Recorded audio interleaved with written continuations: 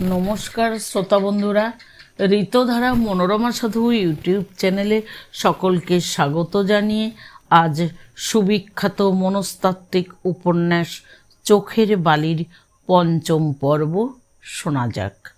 আসুন এখন চোখের বালির পঞ্চম পর্ব শুরু হচ্ছে। একদিকে চন্দ্র অস্ত যায় আর একদিকে সূর্য উঠে। আশা চলিয়া গেল, কিন্তু মহেন্দ্রের ভাগ্যে এখনও বিনোদিনীর দেখা নাই। মহেন্দ্র ঘুরিয়া ঘুরিয়া বেড়ায়, মাঝে মাঝে ছুতা করিয়া সময়ে অসময়ে তাহার মার ঘরে আসিয়া উপস্থিত হয়। বিনোদিনী কেবলই ফাঁকি দিয়া পালায়, ধরা দেয় না। রাজলক্ষ্মী মহেন্দ্রের এইরূপ অত্যন্ত শূন্যভাব দেখিয়া ভাবিলেন, বউ গিয়াছে, তাই এ বাড়িতে মহিনের কিছুই আর ভালো লাগিতেছে না। আজকাল মহেন্দ্রের সুখ দুঃখের পক্ষে মা যে বউয়ের তুলনায় একান্ত অনাবশ্যক হইয়া পড়িয়াছে তাহা মনে করিয়া তাহাকে বিধিল। তবু মহেন্দ্রের এই লক্ষ্মী ছাড়া বিমর্ষ ভাব দেখিয়া তিনি বেদনা পাইলেন। বিনোদিনীকে ডাকিয়া বলিলেন, সেই ইনফ্লুয়েঞ্জার পর হইতে আমার হাঁপানির মতো হইয়াছে।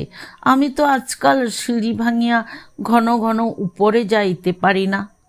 তোমাকে বাছা নিজে থাকিয়া মহিনের খাওয়া দাওয়া সমস্তই দেখিতে হইবে। বরাবরকার অভ্যাস, একজন কেহ যত্ন না করিলে মহিন থাকিতে পারে না। দেখো না, বউ যাওয়ার পর হইতে ও কেমন একরকম হইয়া গেছে। বউকেও ধন্য বলি, কেমন করিয়া গেল। বিনোদিনী একটুখানি মুখ বাঁকাইয়া বিছানার চাদর খুঁটিতে লাগিল। রাজলক্ষ্মী কহিলেন, কি বউ, কি ভাবিতেছ? ইহাতে ভাবিবার কথা কিছু নাই, যে যাহা বলে বলুক, তুমি আমাদের পর নও। বিনোদিনী কহিল, কাজ নাই মা। রাজলক্ষ্মী কহিলেন, আচ্ছা, তবে কাজ নাই, দেখি আমি নিজে যা পারি তাই করিব। বলিয়া তখনই তিনি মহেন্দ্রের তেতলার ঘর ঠিক করিবার জন্য উদ্যত হইলেন। বিনোদিনী ব্যস্ত হয়ে কহিল, তোমার অসুখ শরীর, তুমি যাইও না, আমি যাইতেছি। আমাকে মাপ করো পিসিমা, তুমি যেমন আদেশ করিবে আমি তাহাই করিব। রাজলক্ষ্মী লোকের কথায় একেবারেই তুচ্ছ করিতেন। স্বামীর মৃত্যুর পর হইতে সংসারে এবং সমাজে তিনি মহেন্দ্র ছাড়া আর কিছুই জানিতেন না। মহেন্দ্র সম্বন্ধে বিনোদিনী সমাজ নিন্দার আভাস দেওয়াতে তিনি বিরক্ত হইয়াছিলেন। আজন্মকাল তিনি মহিনকে দেখিয়া আসিতেছেন। তাহার মতো এমন ভালো ছেলে আছে কোথায়?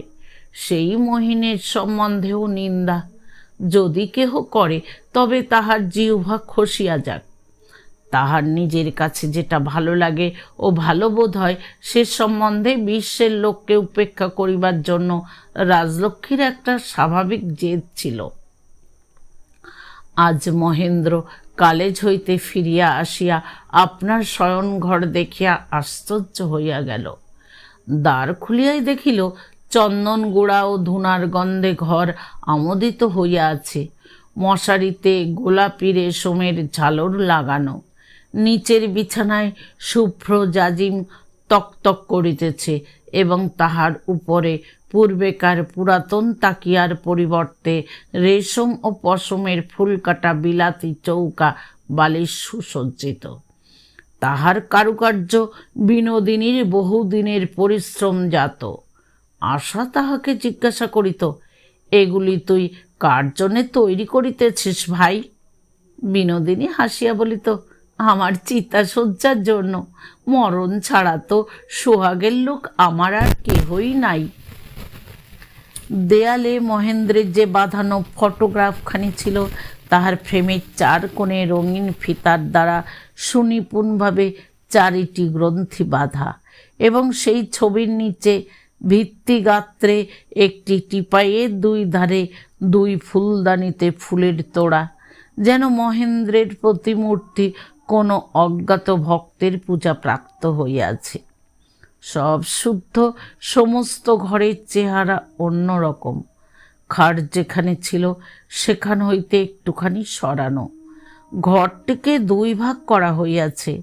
খাটের সম্মুখে দুটি বড় আলনায় কাপড় ঝুলাইয়া দিয়া আড়ালের মতো প্রস্তুত হওয়ায় নিচে বসিবার বিছানা ও রাত্রে শুইবার খাট স্বতন্ত্র হইয়া গেছে। যে আলমারিতে আশার সমস্ত শখের জিনিস, চীনের খেলনা প্রভৃতি সাজানো ছিল, সেই আলমারির কাচের দরজায় ভিতরের গায়ে লাল শালু কুঞ্চিত করিয়া মারিয়া দেওয়া হইয়াছে। এখন আর তার ভিতরের কোনো জিনিস দেখা যায় না। ঘরের মধ্যে তাহার পূর্ব ইতিহাসের যে কিছু চিহ্ন ছিল তাহা নূতন হস্তের নবসজ্জায় সম্পূর্ণ আচ্ছন্ন হইয়া গেছে। পরিশ্রান্ত মহেন্দ্র মেঝের উপরকার শুভ্র বিছানায় শুইয়া নূতন বালিশগুলির উপর মাথা রাখিবা মাত্র একটি মৃদু সুগন্ধ অনুভব করিল। বালিশের ভিতরকার তুলার সঙ্গে প্রচুর পরিমাণে নাগকেশর ফুলের রেণু ও কিছু আতর মিশ্রিত ছিল। মহেন্দ্রের চোখ বুজিয়া আসিল।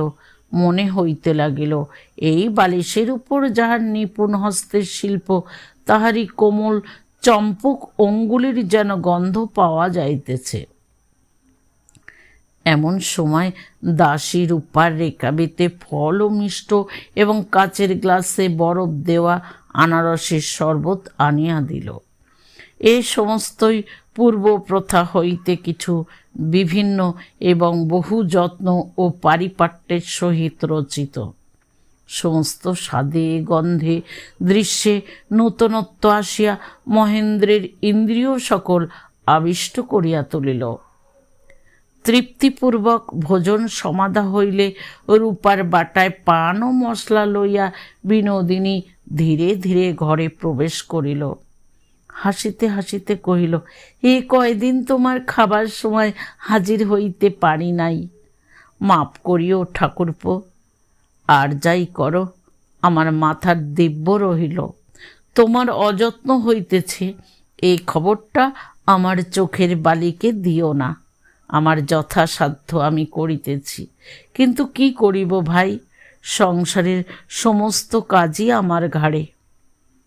এই বলিয়া বিনোদিনী পানের বাটা মহেন্দ্রের সম্মুখে অগ্রসর করিয়া দিল। আজিকার পানের মধ্যেও কেয়া খয়েরির একটু বিশেষ নূতন গন্ধ পাওয়া গেল। মহেন্দ্র কহিল, যত্নের মাঝে মাঝে এমন এক একটা ত্রুটি থাকাই ভালো। বিনোদিনী কহিল, ভালো কেন শুনি। মহেন্দ্র উত্তর করিল, তারপরে খোটা দিয়া সুদ শুদ্ধ আদায় করা যায়। মহাজন মহাশয়, সুদ কত জমিল? মহেন্দ্র কহিল, খাবার সময় হাজির ছিলে না, এখন খাবার পরে হাজরি পোষাইয়া আরও পাওনা বাকি থাকিবে। বিনোদিনী হাসিয়া কহিল, তোমার হিসাব যেরকম কড়াক্কড়, তোমার হাতে একবার পড়িলে আর উদ্ধার নাই দেখিতেছি। মহেন্দ্র কহিল, হিসাবে যাই থাক, আদায় কি করিতে পারিলাম? বিনোদিনী কহিল, আদায় করিবার মতো আছে কি? তবু তো বন্দি করিয়া রাখিয়াছ। বলিয়া ঠাট্টাকে হঠাৎ গাম্ভীর্যে পরিণত করিয়া ঈষৎ একটু দীর্ঘ নিঃশ্বাস ফেলিল। মহেন্দ্রও একটু গম্ভীর হইয়া কহিল, ভাই বালি, এটা কি তবে জেলখানা? এমন সময় বেহারা নিয়ম মতো আলো আনিয়া টিপাইয়ের উপর রাখিয়া চলিয়া গেল। হঠাৎ চোখে আলো লাগাতে মুখের সামনে একটু হাতের আড়াল করিয়া নত নেত্রে বিনোদিনী বলিল, কি জানি ভাই, তোমার সঙ্গে কথায় কে পারিবে, এখন যাই, কাজ আছে। মহেন্দ্র হঠাৎ তাহার হাত চাপিয়া ধরিয়া কহিল, বন্ধন যখন স্বীকার করিয়াছ তখন যাইবে কোথায়? বিনোদিনী কহিল, ছি ছি, ছাড়ো, যাহার পালাইবার রাস্তা নাই তাহাকে আবার বাঁধিবার চেষ্টা কেন? বিনোদিনী জোর করিয়া হাত ছাড়াইয়া লইয়া প্রস্থান করিল। মহেন্দ্র সেই বিছানায় সুগন্ধ বালিশের উপর পড়িয়া রহিল। তাহার বুকের মধ্যে রক্ত তোলপাড় করিতে লাগিল। নিস্তব্ধ সন্ধ্যা, নির্জন ঘর, নববসন্তের বাতাস দিতেছে। বিনোদিনীর মন যে ধরা দিল।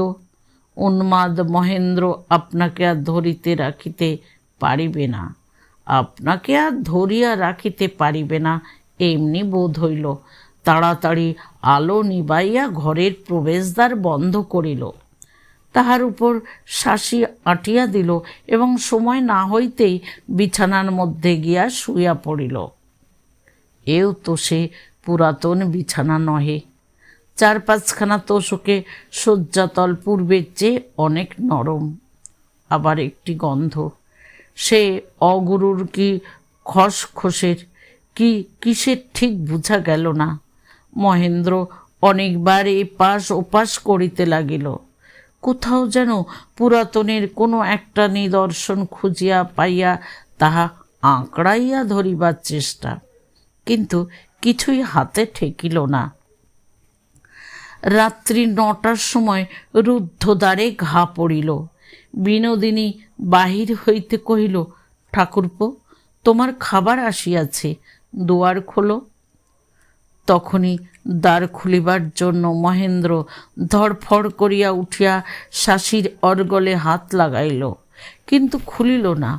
মেঝের উপর উপুড় হইয়া লুটাইয়া কহিল, না না, আমার ক্ষুধা নাই, আমি খাইব না। বাহির হইতে উদ্বিগ্ন কণ্ঠের প্রশ্ন শোনা গেল, অসুখ করেনি তো? জল আনিয়া দেব? কিছু চাই কি? মহেন্দ্র কহিল, আমার কিছুই চাই না, কোনো প্রয়োজন নাই। বিনোদিনী কহিল, মাথা খাও, আমার কাছে ভাড়াইও না। আচ্ছা, অসুখ না থাকে তো একবার দরজা খোলো। মহেন্দ্র সবেগে বলিয়া উঠিল, না, খুলিব না, কিছুতেই না, তুমি যাও।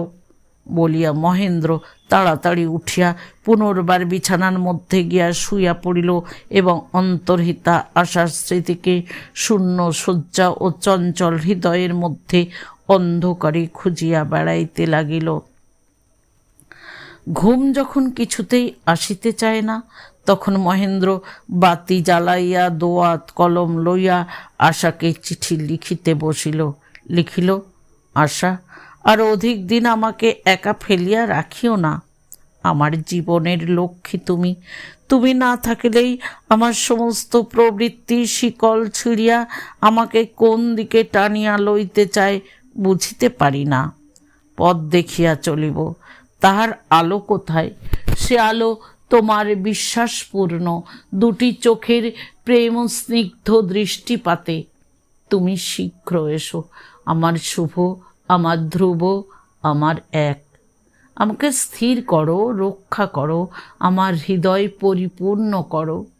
তোমার প্রতি লেশমাত্র অন্যায়ের মহাপাপ হইতে তোমাকে মুহূর্তকাল বিস্মরণের বিভীষিকা হইতে আমাকে উদ্ধার করো।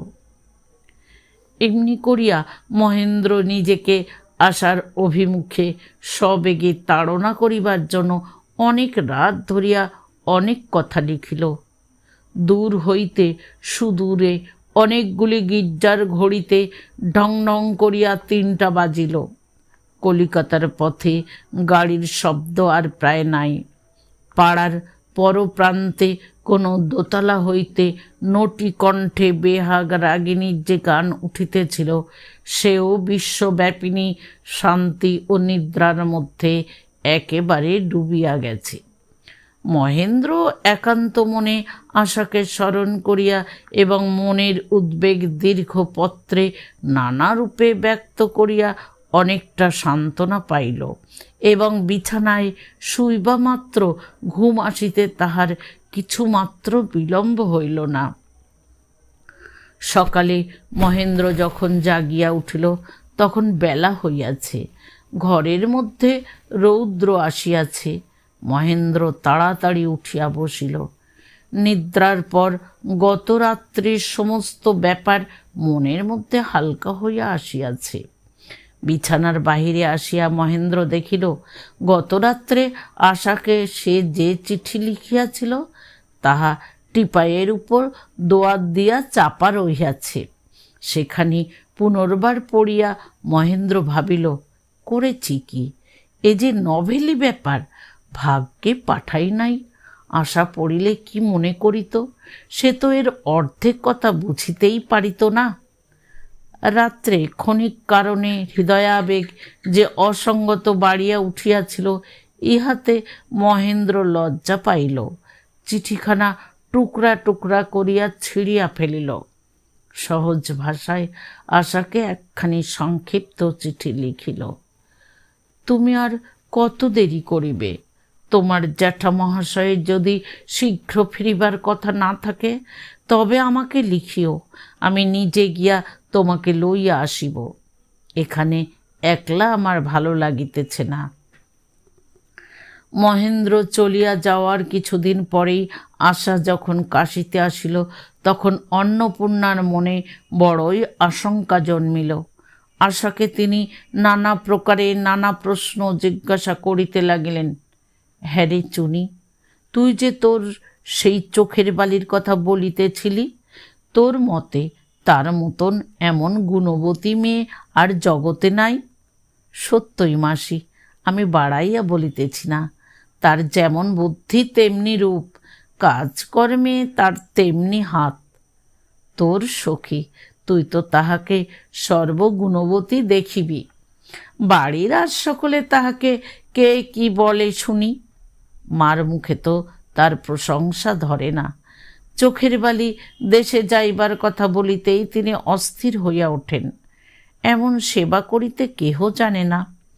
বাড়ির চাকর দাসীরাও যদি কারো ব্যামো হয়, তাকে বোনের মতো মার মতো যত্ন করে। মহেন্দ্রের মতো কি, মহেন্দ্রের মত কি? তাকে তো জানোই মাসি, নিতান্ত ঘরের লোক ছাড়া আর কাউকে তার পছন্দই হয় না। আমার বালিকে সকলেই ভালোবাসে, কিন্তু তার সঙ্গে তার আজ পর্যন্ত ভালো বনে নাই। কীরকম? আমি যদি বা অনেক করিয়া দেখা সাক্ষাৎ করাইয়া দিলাম, তার সঙ্গে তার কথাবার্তাই প্রায় বন্ধ। তুমি তো জানো তিনি কী রকম কুনো। লোকে মনে করে তিনি অহংকারী, কিন্তু তা নয় মাসি। তিনি দুটি একটি লোক ছাড়া কাহাকেও সহ্য করিতে পারেন না। শেষ কথাটা বলিয়া ফেলিয়া হঠাৎ আশার লজ্জা বোধ হইল। গাল দুটি লাল হইয়া উঠিল। অন্নপূর্ণা খুশি হইয়া মনে মনে হাসিলেন, কহিলেন, তাই বটে। সেদিন মহিন যখন আসিয়াছিল, তোর বালির কথা একবার মুখেও আনে নাই। আশা দুঃখিত হইয়া কহিল, ওই তার দোষ। যাকে ভালোবাসেন না, সে যেন একেবারেই নাই। তাকে যেন একদিনও দেখেন নাই, জানেন নাই, এমনি তার ভাব। অন্নপূর্ণা শান্ত স্নিগ্ধ হাস্যে কহিলেন, আবার যাকে ভালোবাসেন, মহিন যেন জন্ম জন্মান্তর কেবল তাকেই দেখেন এবং জানেন, এ ভাবও তার আছে। কি বলিস চুনি? আশা তাহার কোনো উত্তর না করিয়া চোখ নিচু করিয়া হাসিল। অন্নপূর্ণা জিজ্ঞাসা করিলেন, চুনি, বিহারীর কি খবর বল দেখি, সে কি বিবাহ করিবে না? মুহূর্তের মধ্যেই আশার মুখ গম্ভীর হইয়া গেল। সে কি উত্তর দিবে ভাবিয়া পাইল না। আশার নিরুত্তর ভাবে অত্যন্ত ভয় পাইয়া অন্নপূর্ণা বলিয়া উঠিলেন, সত্য বল চুনি, বিহারীর অসুখ বিসুখ কিছু হয়নি তো? বিহারী এই চিরপুত্রহীনা রমণীর স্নেহ সিংহাসনে পুত্রের মানস আদর্শরূপে বিরাজ করিত। বিহারীকে তিনি সংসারে প্রতিষ্ঠিত দেখিয়া আসিতে পারেন নাই। এই দুঃখ প্রবাসে আসিয়া প্রতিদিন তাহার মনে জাগিত। তাহার ক্ষুদ্র সংসারের আর সমস্তই এক প্রকার সম্পূর্ণ হইয়াছে। কেবল বিহারীর সেই গৃহহীন অবস্থা স্মরণ করিয়াই তাহার পরিপূর্ণ বৈরাগ্য চর্চার ব্যাঘাত ঘটে। আশা কহিল, মাসি, বিহারী ঠাকুরপোর কথা আমাকে জিজ্ঞাসা করিও না। অন্নপূর্ণা আশ্চর্য হইয়া জিজ্ঞাসা করিলেন, কেন বল দেখি? আশা কহিল, সে আমি বলিতে পারিব না, বলিয়া ঘর হইতে উঠিয়া গেল। অন্নপূর্ণা চুপ করিয়া বসিয়া ভাবিতে লাগিলেন। অমন সোনার ছেলে বিহারী এরই মধ্যে তাহার কি এতই বদল হইয়াছে যে চুনি আজ তাহার নাম শুনিয়া উঠিয়া যায়? অদৃষ্টেরই খেলা। কেন তাহার সহিত চুনির বিবাহের কথা হইল?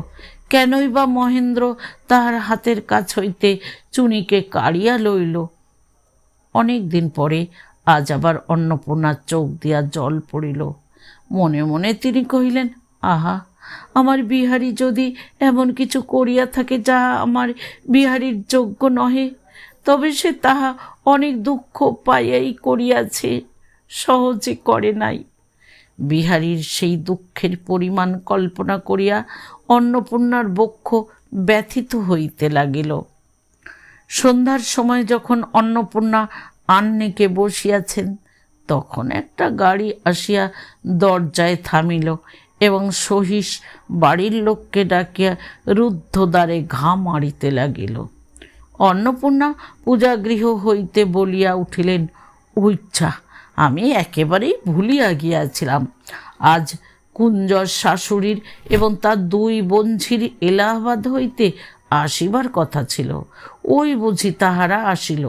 চুনি, তুই একবার আলোটা লইয়া দরজা খুলিয়া দে। আশা লণ্ঠন হাতে দরজা খুলিয়া দিতেই দেখিল বিহারী দাঁড়াইয়া।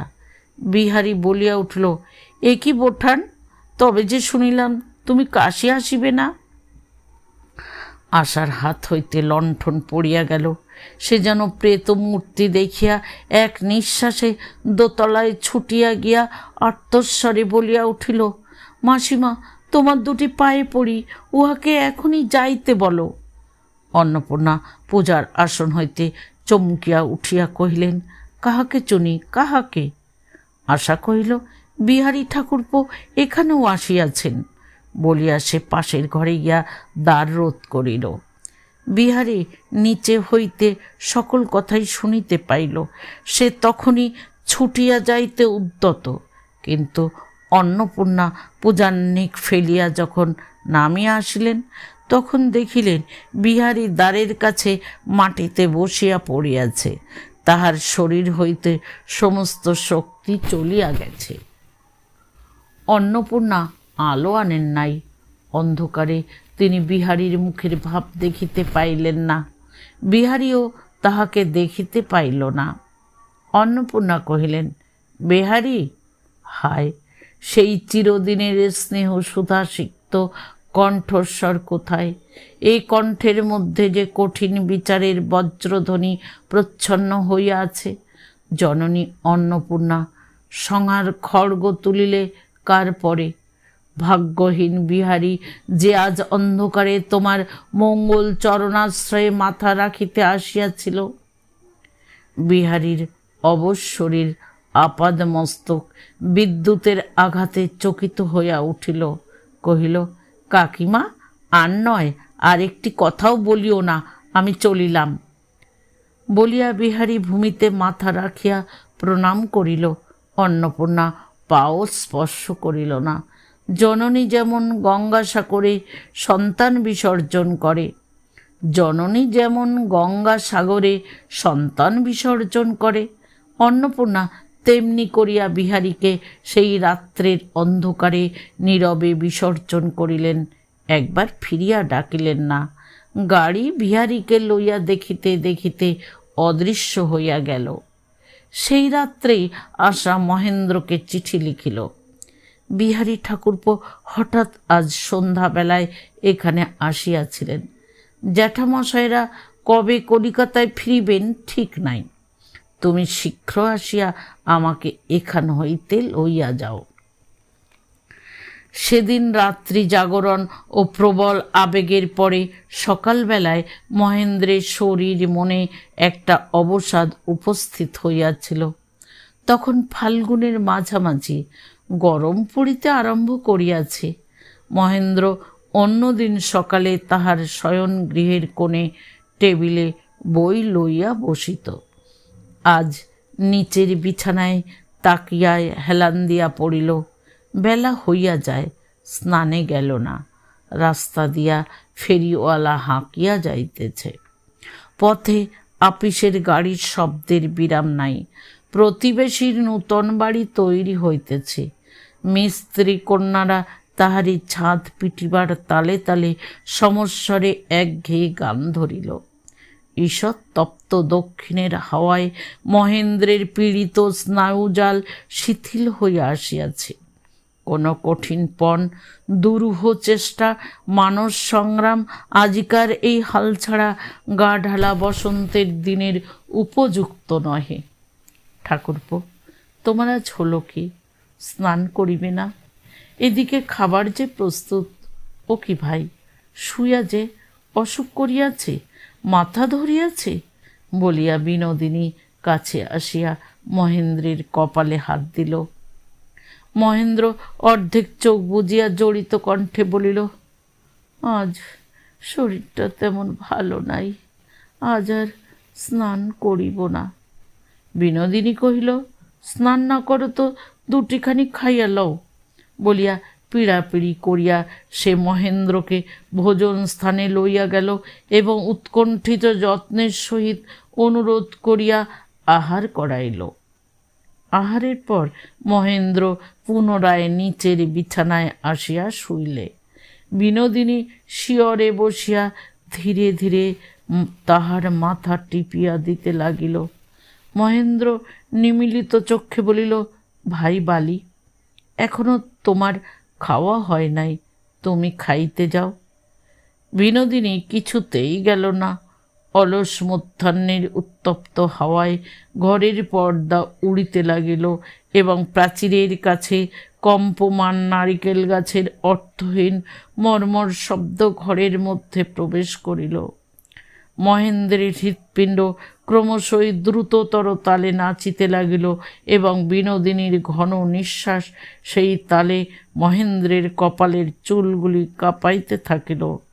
কাহারও কণ্ঠ দিয়া একটি কথা বাহির হইল না। মহেন্দ্র মনে মনে ভাবিতে লাগিল, অসীম বিশ্ব সংসারের অনন্ত প্রবাহের মধ্যে ভাসিয়া চলিয়াছি। তরণী ক্ষণকালের জন্য কখন কোথায় ঠেকে তাহাতে কাহার কি আসে যায়, এবং কতদিনের জন্যেই বা যায় আসে। শিয়রের কাছে বসিয়া কপালে হাত বুলাইতে বুলাইতে বিহ্বল যৌবনের গুরুভারে ধীরে ধীরে বিনোদিনীর মাথা নত হইয়া আসিতেছিল। অবশেষে তাহার কেশাগ্রভাগ মহেন্দ্রের কপোল স্পর্শ করিল। বাতাসে আন্দোলিত সেই কেশগুচ্ছের কম্পিত মৃদু স্পর্শে তাহার সমস্ত শরীর বারংবার কাঁপিয়া উঠিল। হঠাৎ যেন নিঃশ্বাস তাহার বুকের কাছে অবরুদ্ধ হইয়া বাহির হইবার পথ পাইল না। ধড়ফড় করিয়া উঠিয়া বসিয়া মহেন্দ্র কহিল, না, আমার কালেজ আছে, আমি চাই বলিয়া বিনোদিনীর মুখের দিকে না চাহিয়া দাঁড়াইয়া উঠিল। বিনোদিনী কহিল, ব্যস্ত হইও না, আমি তোমার কাপড় আনিয়া দিই বলিয়া মহেন্দ্রের কালেজের কাপড় বাহির করিয়া আনিল। মহেন্দ্র তাড়াতাড়ি কালেজে চলিয়া গেল, কিন্তু সেখানে কিছুতেই স্থির থাকিতে পারিল না। পড়াশোনায় মন দিতে অনেকক্ষণ বৃথা চেষ্টা করিয়া সকাল সকাল বাড়ি ফিরিয়া আসিল। ঘরে ঢুকিয়া দেখে বিনোদিনী বুকের তলায় বালিশ টানিয়া লইয়া নিচের বিছানায় উপুড় হইয়া কি একটা বই পড়িতেছে। রাশিকৃত কালো চুল পিঠের উপর ছড়ানো। বোধ করিবা সে মহেন্দ্রের জুতার শব্দ শুনিতে পায় নাই। মহেন্দ্র আস্তে আস্তে পা টিপিয়া কাছে আসিয়া দাঁড়াইল, শুনিতে পাইল। পড়িতে পড়িতে বিনোদিনী একটা গভীর দীর্ঘ নিঃশ্বাস ফেলিল।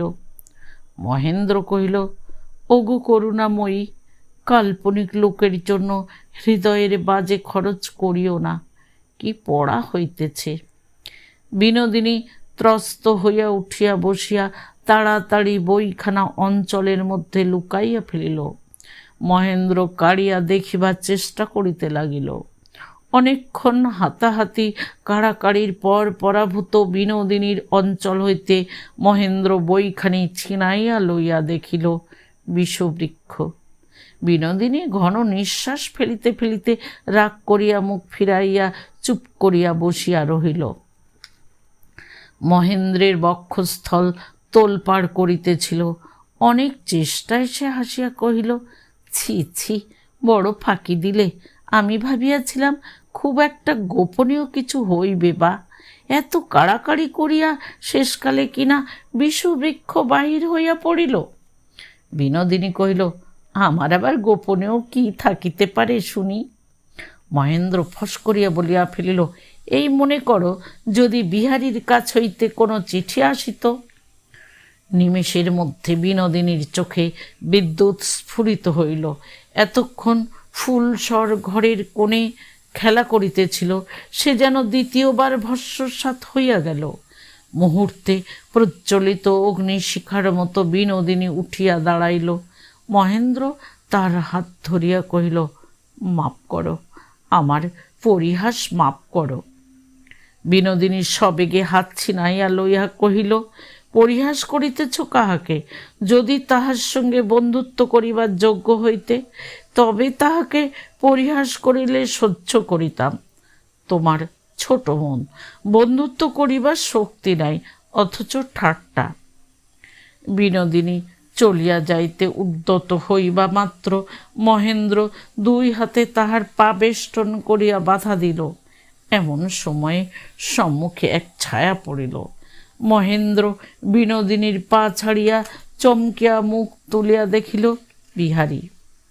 বিহারী স্থির দৃষ্টিপাতে উভয়কে দগ্ধ করিয়া শান্ত ধীর স্বরে কহিল, অত্যন্ত অসময়ে উপস্থিত হইয়াছি, কিন্তু বেশিক্ষণ থাকিব না। একটা কথা বলিতে আসিয়াছিলাম। আমি কাশী গিয়াছিলাম, জানিতাম না সেখানে বউ ঠাকুরুন আছেন। না জানিয়া তাহার কাছে অপরাধী হইয়াছি। তাহার কাছে ক্ষমা চাহিবার অবসর নাই, তাই তোমার কাছে ক্ষমা চাহিতে আসিয়াছি। আমার মনে জ্ঞানে অজ্ঞানে যদি কখনো কোনো পাপ স্পর্শ করিয়া থাকে, সেজন্য তাহাকে যেন কখনো কোনো দুঃখ সহ্য করিতে না হয়। তোমার কাছে আমার এই প্রার্থনা। বিহারীর কাছে দুর্বলতা হঠাৎ প্রকাশ পাইল বলিয়া মহেন্দ্রের মনটা যেন জ্বলিয়া উঠিল। এখন তাহার ঔদার্যের সময় নহে। সে একটু হাসিয়া কহিল, ঠাকুর ঘরে কলা খাইবার যে গল্প আছে, তোমার ঠিক তাই দেখিতেছি। তোমাকে দোষ স্বীকার করিতেও বলি নাই, অস্বীকার করিতেও বলি নাই, তবে ক্ষমা চাইয়া সাধু হইতে আসিয়াছ কেন? বিহারী কাঠের পুতুলের মতো কিছুক্ষণ আড়ষ্ট হইয়া দাঁড়াইয়া রহিল। তারপরে যখন কথা বলিবার প্রবল চেষ্টায় তার ঠোঁট কাঁপিতে লাগিল, তখন বিনোদিনী বলিয়া উঠিল, বিহারী ঠাকুরপো, তুমি কোনো উত্তর দিও না, কিছুই বলিও না। ওই লোকটি যাহা মুখে আনিল, তাহাতে উহারই মুখে কলঙ্ক লাগিয়া রহিল। সে কলঙ্ক তোমাকে স্পর্শ করে নাই। বিনোদিনীর কথা বিহারীর কানে প্রবেশ করিল কিনা সন্দেহ। সে যেন স্বপ্নচালিতের মতো মহেন্দ্রের ঘরের সম্মুখ হইতে ফিরিয়া সিঁড়ি দিয়া নামিয়া যাইতে লাগিল। বিনোদিনী তাহার পশ্চাতে গিয়া কহিল, বিহারী ঠাকুরপো, আমাকে কি তোমার কোনো কথা বলিবার নাই? যদি তিরস্কারের কিছু থাকে তবে তিরস্কার করো। বিহারী যখন কোনো উত্তর না করিয়া চলিতে লাগিল, বিনোদিনীর সম্মুখে আসিয়া দুই হাতে তাহার দক্ষিণ হাত চাপিয়া ধরিল। বিহারী অপরিসীম ঘৃণার সহিত তাহাকে ঠেলিয়া দিয়া চলিয়া গেল। সেই আঘাতে বিনোদিনী যে পড়িয়া গেল তাহা সে জানিতেও পারিল না। পতন শব্দ শুনিয়া মহেন্দ্র ছুটিয়া আসিল, দেখিল বিনোদিনীর বাম হাতের কনুয়ের কাছে কাটিয়া রক্ত পড়িতেছে। মহেন্দ্র কহিল, ইস, এ যে অনেকটা কাটিয়াছে বলিয়া তৎক্ষণাৎ নিজের পাতলা জামা খানিকটা টানিয়া ছিঁড়িয়া ক্ষতস্থানে ব্যান্ডেজ বাঁধিতে প্রস্তুত হইল। বিনোদিনী তাড়াতাড়ি হাত সরাইয়া লইয়া কহিল, না না, কিছুই করিও না, রক্ত পড়িতে দাও। মহেন্দ্র কহিল, বাঁধিয়া একটা ঔষধ দিতেছি, তাহলে আর ব্যথা হইবে না, শীঘ্র সারিয়া যাইবে। বিনোদিনী সরিয়া গিয়া কহিল, আমি ব্যথা সারাইতে চাই না, এ কাটা আমার থাক। মহেন্দ্র কহিল, আজ অধীর হইয়া তোমাকে আমি লোকের সামনে অপদস্থ করিয়াছি, আমাকে মাপ করিতে পারিবে কি? বিনোদিনী কহিল, মাপ কিসের জন্য? বেশ করিয়াছ, আমি কি লোককে ভয় করি? আমি কাহাকেও মানি না। যাহারা আঘাত করিয়া ফেলিয়া চলিয়া যায় তাহারাই কি আমার সব? আর যাহারা আমাকে পায়ে ধরিয়া টানিয়া রাখিতে চায় তাহারা আমার কেহই নহে। মহেন্দ্র উন্মত্ত হইয়া গদ গদ কণ্ঠে বলিয়া উঠিল, বিনোদিনী, তবে আমার ভালোবাসা তুমি পায়ে ঠেলিবে না? বিনোদিনী কহিল, মাথায় করিয়া রাখিব। ভালোবাসা আমি জন্মাবধি এত বেশি পাই নাই যে চাই না বলিয়া ফিরাইয়া দিতে পারি। মহেন্দ্র তখন দুই হাতে বিনোদিনী দুই হাত ধরিয়া কহিল, তবে এসো আমার ঘরে। তোমাকে আজ আমি ব্যথা দিয়াছি, তুমিও আমাকে ব্যথা দিয়া চলিয়া আসিয়াছ। যতক্ষণ তাহা একেবারে মুছিয়া না যাইবে ততক্ষণ আমার খাইয়া শুইয়া কিছুতেই সুখ নাই। বিনোদিনী কহিল, আজ নয়, আজ আমাকে ছাড়িয়া দাও। যদি তোমাকে দুঃখ দিয়া থাকি মাপ করো। মহেন্দ্র কহিল, তুমিও আমাকে মাপ করো, নইলে আমি রাত্রে ঘুমাইতে পারিব না। বিনোদিনী কহিল, মাপ করিলাম। মহেন্দ্র তখনই অধীর হইয়া বিনোদিনীর কাছে হাতে হাতে ক্ষমা ও ভালোবাসার একটা নিদর্শন পাইবার জন্য ব্যগ্র হইয়া উঠিল। কিন্তু বিনোদিনীর মুখের দিকে চাইয়া থমকিয়া দাঁড়াইল। বিনোদিনী সিঁড়ি দিয়া নামিয়া চলিয়া গেল। মহেন্দ্র ধীরে ধীরে সিঁড়ি দিয়া উপরে উঠিয়া ছাদে বেড়াইতে লাগিল। বিহারীর কাছে হঠাৎ আজ মহেন্দ্র ধরা পড়িয়াছে, ইহাতে তাহার মনে একটা মুক্তির আনন্দ উপস্থিত হইল। লুকোচুরির যে একটা ঘৃণ্যতা আছে, একজনের কাছে প্রকাশ হইয়াই যেন তাহা অনেকটা দূর হইল। মহেন্দ্র মনে মনে কহিল, আমি নিজেকে ভালো বলিয়া মিথ্যা করিয়া আর চালাইতে চাহি না, কিন্তু আমি ভালোবাসি, আমি ভালোবাসি, সে কথা মিথ্যা নহে। নিজের ভালোবাসার গৌরবে তাহার স্পর্ধা এতই বাড়িয়া উঠিল যে নিজেকে মন্দ বলিয়া সে আপন মনে উদ্ধতভাবে গর্ব করিতে লাগিল। নিস্তব্ধ সন্ধ্যাকালে নীরব জ্যোতিষ্ক মণ্ডলী অধিরাজিত অনন্ত জগতের প্রতি একটা অবজ্ঞা নিক্ষেপ করিয়া মনে মনে কহিল, যে আমাকে যত মন্দই মনে করে করুক, কিন্তু আমি ভালোবাসি বলিয়া বিনোদিনীর মানসী মূর্তিকে দিয়া মহেন্দ্র সমস্ত আকাশ, সমস্ত সংসার, সমস্ত কর্তব্য আচ্ছন্ন করিয়া ফেলিল। বিহারী হঠাৎ আসিয়া আজ যেন মহেন্দ্রের জীবনের ছিপি আটা মসি পাত্র উল্টাইয়া ভাঙিয়া ফেলিল। বিনোদিনীর কালো চোখ এবং কালো চুলের কালি দেখিতে দেখিতে বিস্তৃত হইয়া পূর্বেকার সমস্ত সাদা এবং সমস্ত লেখা লেপিয়া একাকার করিয়া দিল। পরদিন ঘুম ভাঙিয়া বিছানা হইতে উঠিবা মাত্রই একটি মধুর আবেগে মহেন্দ্রের হৃদয় পূর্ণ হইয়া গেল। প্রভাতের সূর্যালোক যেন তাহার সমস্ত ভাবনায় বাসনায় সোনা মাখাইয়া দিল। কি সুন্দর পৃথিবী, কি মধুময় আকাশ! বাতাস যেন পুষ্পরেণুর মতো সমস্ত মনকে উড়াইয়া লইয়া যাইতেছে। সকালবেলায় বৈষ্ণব ভিক্ষুক খোল করতাল বাজাইয়া গান জুড়িয়া দিয়াছিল। দরোয়ান তাড়াইয়া দিতে উদ্যত হইলে মহেন্দ্র দরোয়ানকে ভৎসনা করিয়া তখনই তাহাদিগকে একটা টাকা দিয়া ফেলিল। বেহারা কেরোসিনের ল্যাম্প লইয়া যাইবার সময় অসাবধানে ফেলিয়া দিয়া চুরমার করিল। মহেন্দ্রের মুখের দিকে তাকাইয়া ভয়ে তাহার প্রাণ শুকাইয়া গেল। মহেন্দ্র তিরস্কার মাত্র না করিয়া প্রসন্ন মুখে কহিল, ওরে, ওখানটা ভালো করিয়া ঝাড় দিয়া ফেলিস, যেন কাহারও পায়ে কাছ না ফোটে। আজ কোনো ক্ষতিকেই ক্ষতি বলিয়া মনে হইল না। প্রেম এতদিন নেপথ্যের আড়ালে লুকাইয়া বসিয়াছিল, আজ সে সম্মুখে আসিয়া পর্দা উঠাইয়া দিয়াছে। জগৎ সংসারের উপর হইতে আবরণ উঠিয়া গেছে। প্রতিদিনের পৃথিবীর সমস্ত তুচ্ছতা আজ অন্তর্হিত হইল। গাছপালা, পশুপক্ষী, পথের জনতা, নগরের কোলাহল সকলই আজ অপরূপ। এই বিশ্বব্যাপী নূতনতা এতকাল ছিল কোথায়? মহেন্দ্রের মনে হইতে লাগিল আজ যেন বিনোদিনীর সঙ্গে অন্য দিনের মতো সামান্যভাবে মিলন হইবে না। আজ যেন কবিতায় কথা বলিলে এবং সঙ্গীতে ভাব প্রকাশ করিলে তবে ঠিক উপযুক্ত হয়। আজিকার দিনকে ঐশ্বর্যে সৌন্দর্যে পূর্ণ করিয়া মহেন্দ্র সৃষ্টি ছাড়া, সমাজ ছাড়া একটা আরব্য উপন্যাসের অদ্ভুত দিনের মতো করিয়া তুলিতে চায়। তাহা সত্য হইবে, অথচ স্বপ্ন হইবে।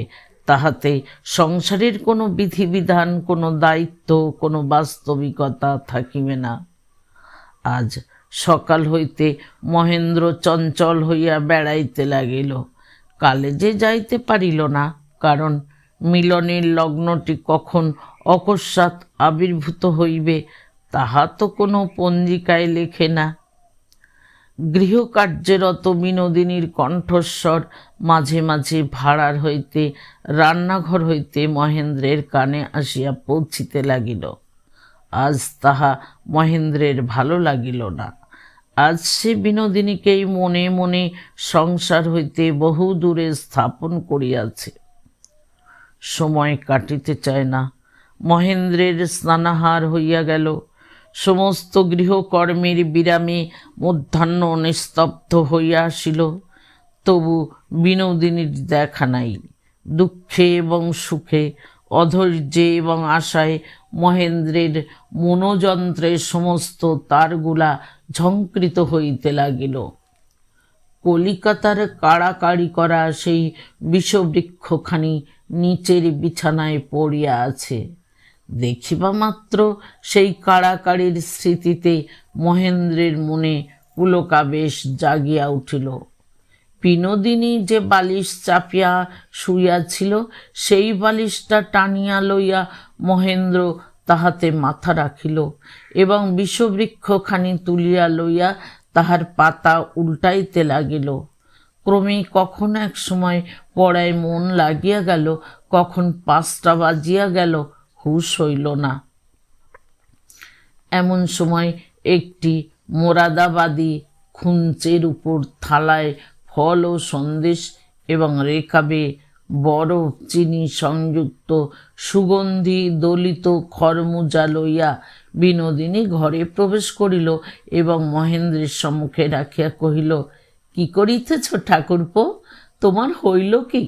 5টা বাজিয়া গেছে, এখনো হাত মুখ ধোয়া কাপড় ছাড়া হইল না? মহেন্দ্রের মনে একটা ধাক্কা লাগিল। মহেন্দ্রের কি হইয়াছে সে কি জিজ্ঞাসা করিবার বিষয়? বিনোদিনীর সে কি অগোচর থাকা উচিত? আজিকার দিন কি অন্য দিনেরই মতো?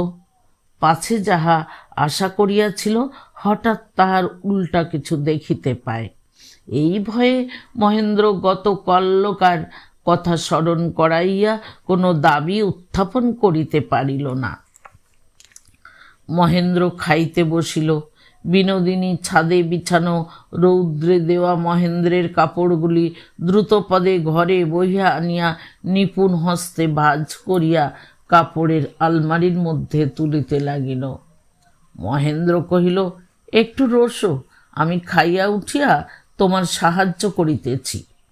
বিনোদিনী জোড়হাত করিয়া কহিল, দোহাই তোমার, আর্চা করো, সাহায্য করিও না। মহেন্দ্র খাইয়া উঠিয়া কহিল, বটে, আমাকে অকর্মণ্য ঠাউরাইয়াছ। আচ্ছা, আজ আমার পরীক্ষা হোক বলিয়া কাপড় ভাঁজ করিবার বৃথা চেষ্টা করিতে লাগিল। বিনোদিনী মহেন্দ্রের হাত হইতে কাপড় কাড়িয়া লইয়া কহিল, ওগো মশাই, তুমি রাখো, আমার কাজ বাড়াইও না। মহেন্দ্র কহিল, তবে তুমি কাজ করিয়া যাও, আমি দেখিয়া শিক্ষা লাভ করি। বলিয়া আলমারির সম্মুখে বিনোদিনীর কাছে আসিয়া মাটিতে আসন করিয়া বসিল। বিনোদিনী কাপড় ঝাড়িবার ছেলে একবার করিয়া মহেন্দ্রের পিঠের উপর আছড়াইয়া কাপড়গুলি পরিপাটিপূর্বক ভাঁজ করিয়া আলমারিতে তুলিতে লাগিল। আজিকার মিলন এমনি করিয়া আরম্ভ হইল। মহেন্দ্র প্রত্যুষ হইতে যেরূপ কল্পনা করিতেছিল সেই অপূর্বতার কোনো লক্ষণই নাই। এরূপভাবে মিলন কাব্যে লিখিবার, সঙ্গীতে গাহিবার, উপন্যাসে রচিবার যোগ্য নহে। কিন্তু তবু মহেন্দ্র দুঃখিত হইল না, বরঞ্চ একটু আরাম পাইল। তাহার কাল্পনিক আদর্শকে কেমন করিয়া খাড়া করিয়া রাখিত, কিরূপ তাহার আয়োজন, কি কথা বলিত, কি ভাব প্রকাশ করিতে হইত, সকল প্রকার সামান্যতাকে কি উপায়ে দূরে রাখিত, তাহা মহেন্দ্র ঠাউরাইতে পারিতেছিল না। এই কাপড় ঝাড়া ও ভাঁজ করার মধ্যে হাসি তামাশা করিয়া সে যেন স্বরচিত একটা অসম্ভব দুরূহ আদর্শের হাত হইতে নিষ্কৃতি পাইয়া বাঁচিল। এমন সময় রাজলক্ষ্মী ঘরে প্রবেশ করিলেন। মহেন্দ্রকে কহিলেন, মহিন, বউ কাপড় তুলিতেছে, তুই ওখানে বসিয়া কি করিতেছিস? বিনোদিনী কহিল, দেখো তো পিসিমা, মিছামিছি কেবল আমার কাজে দেরি করাইয়া দিতেছেন। মহেন্দ্র কহিল, বিলক্ষণ, আমি আরও ওর কাজে সাহায্য করিতেছিলাম।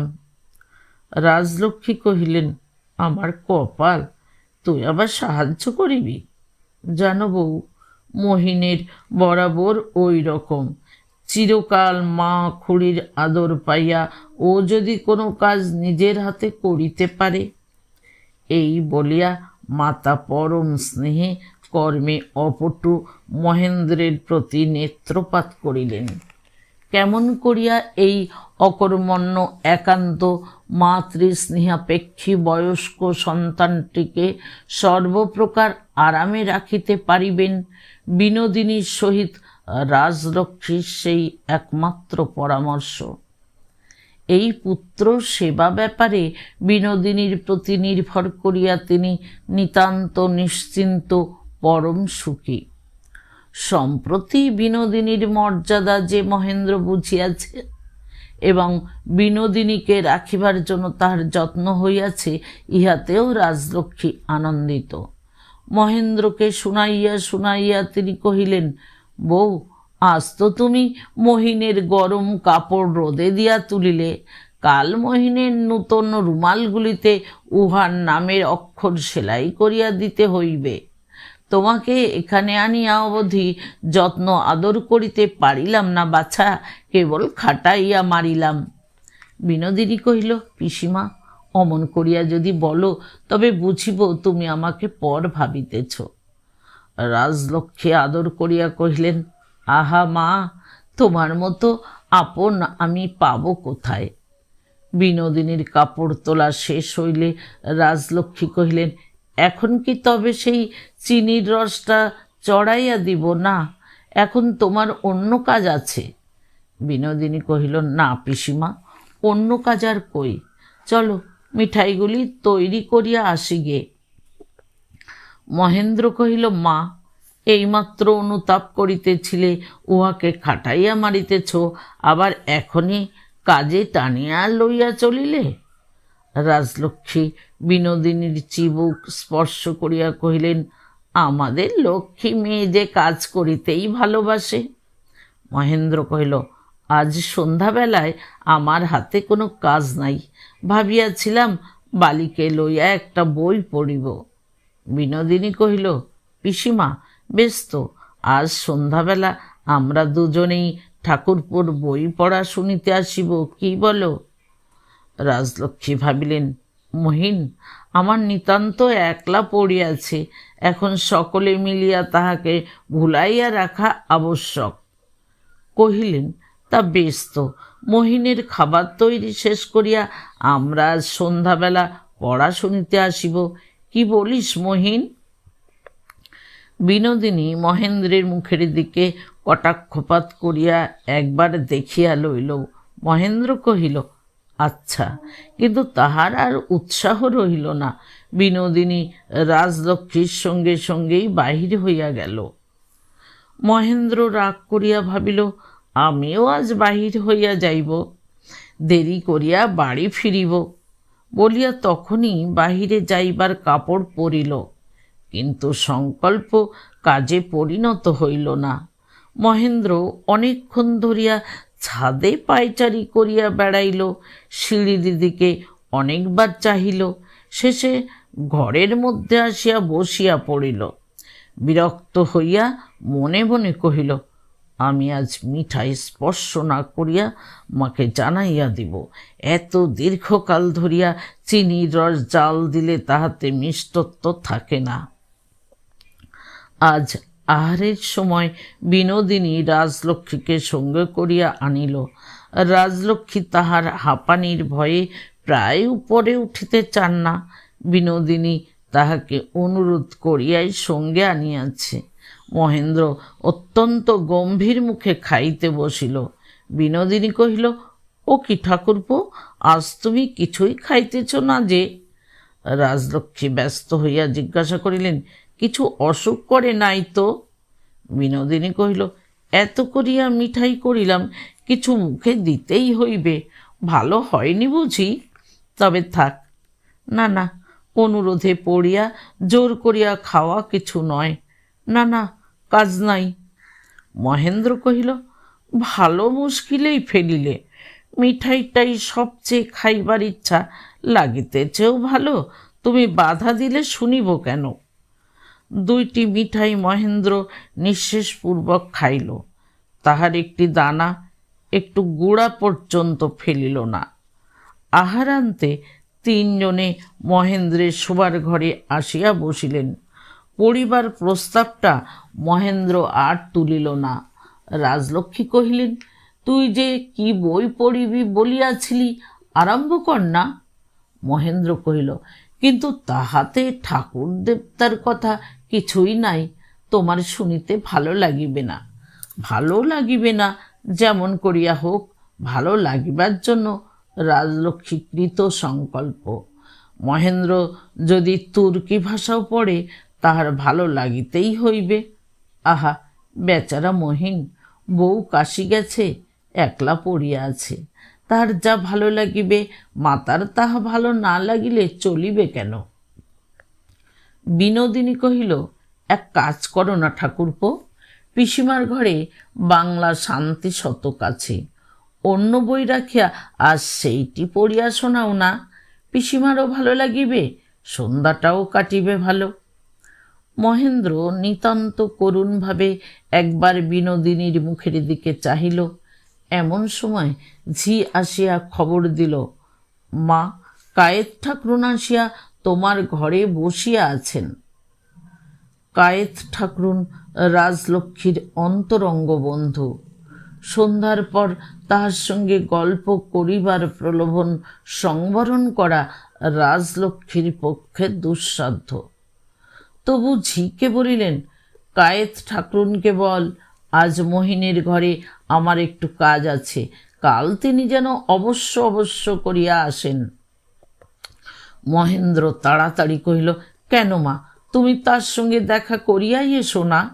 বিনোদিনী কহিল, কাজ কি পিসিমা, তুমি এখানে থাকো, আমি বরঞ্চ কায়েত ঠাকরুনের কাছে গিয়া বসি গে। রাজলক্ষ্মী প্রলোভন সংবরণ করিতে না পারিয়া কহিলেন, বউ, তুমি ততক্ষণে এখানে বসো, দেখি যদি কায়েত ঠাকরুনকে বিদায় করিয়া আসিতে পারি। তোমরা পড়া আরম্ভ করিয়া দাও, আমার জন্য অপেক্ষা করিও না। রাজলক্ষ্মী ঘরের বাহির হইবা মাত্র মহেন্দ্র আর থাকিতে পারিল না, বলিয়া উঠিল, কেন তুমি আমাকে ইচ্ছা করিয়া এমন করিয়া মিছামিছি পীড়ন করো? বিনোদিনী যেন আশ্চর্য হইয়া কহিল, সে কি ভাই, আমি তোমাকে পীড়ন কি করিলাম? তবে কি তোমার ঘরে আসা আমার দোষ হইয়াছে? কাজ নাই, আমি চাই বলিয়া বিমর্ষ মুখে উঠিবার উপক্রম করিল। মহেন্দ্র তাহার হাত ধরিয়া ফেলিয়া কহিল, অমনি করিয়াই তো তুমি আমাকে দগ্ধ করো। বিনোদিনী কহিল, ইস, আমার যে এত তেজ, তাহা তো আমি জানিতাম না। তোমারও তো প্রাণ কঠিন কম নয়, অনেক সহ্য করিতে পারো। খুব যে ঝলসিয়া পুড়িয়া গেছ, চেহারা দেখিয়া তাহা কিছু বুঝিবার জো নাই। মহেন্দ্র কহিল, চেহারায় কি বুঝিবে বলিয়া বিনোদিনীর হাত বলপূর্বক লইয়া নিজের বুকের উপর চাপিয়া ধরিল। বিনোদিনী উফ বলিয়া চিৎকার করিয়া উঠিতেই মহেন্দ্র তাড়াতাড়ি হাত ছাড়িয়া দিয়া কহিল, লাগিল কি? দেখিল কাল বিনোদিনীর হাতের যেখানটা কাটিয়া গিয়াছিল সেইখান দিয়া আবার রক্ত পড়িতে লাগিল। মহেন্দ্র অনুতপ্ত হইয়া কহিল, আমি ভুলিয়া গিয়াছিলাম, ভারী অন্যায় করিয়াছি। আজ কিন্তু এখনই তোমার ও জায়গাটা বাঁধিয়া ওষুধ লাগাইয়া দিব, কিছুতেই ছাড়িব না। বিনোদিনী কহিল, না, ও কিছুই না, আমি ওষুধ দিব না। মহেন্দ্র কহিল, কেন দিবে না? বিনোদিনী কহিল, কেন আবার কি? তোমার আর ডাক্তারি করিতে হইবে না, ও যেমন আছে থাক। মহেন্দ্র মুহূর্তের মধ্যে গম্ভীর হইয়া গেল, মনে মনে কহিল, কিছুই বুঝিবার জো নাই, স্ত্রী লোকের মন। বিনোদিনী উঠিল। অভিমানী মহেন্দ্র বাধা না দিয়া কহিল, কোথায় যাইতেছ? বিনোদিনী কহিল, কাজ আছে বলিয়া ধীর পদে চলিয়া গেল। মিনিট খানেক বসিয়াই মহেন্দ্র বিনোদিনীকে ফিরাইয়া আনিবার জন্য দ্রুত উঠিয়া পড়িল। সিঁড়ির কাছ পর্যন্ত গিয়াই ফিরিয়া আসিয়া একলা ছাদে বেড়াইতে লাগিল। বিনোদিনী অহরহ আকর্ষণ করে, অথচ বিনোদিনী এক মুহূর্ত কাছে আসিতেও দেয় না। অন্যে তাহাকে জিনিতে পারে না, এ গর্ব মহেন্দ্রের ছিল, তাহা সে সম্প্রতি বিসর্জন দিয়াছে।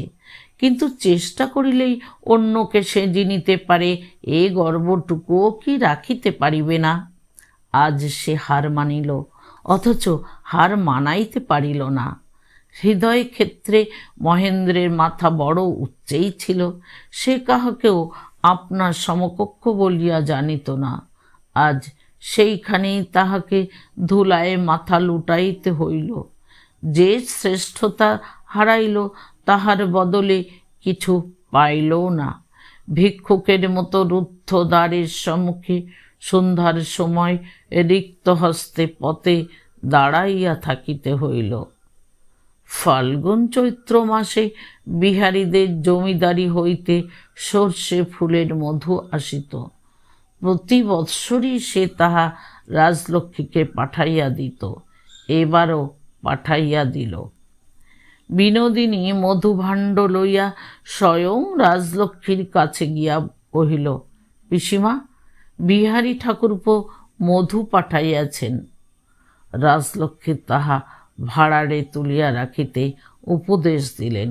বিনোদিনী মধু তুলিয়া আসিয়া রাজলক্ষ্মীর কাছে বসিল, কহিল, বিহারী ঠাকুরপো কখনো তোমাদের তত্ত্ব লইতে ভোলেন না।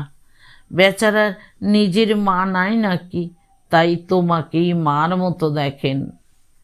বিহারীকে রাজলক্ষ্মী এমনি মহেন্দ্রের ছায়া বলিয়া জানিতেন যে তাহার কথা তিনি বিশেষ কিছু ভাবিতেন না।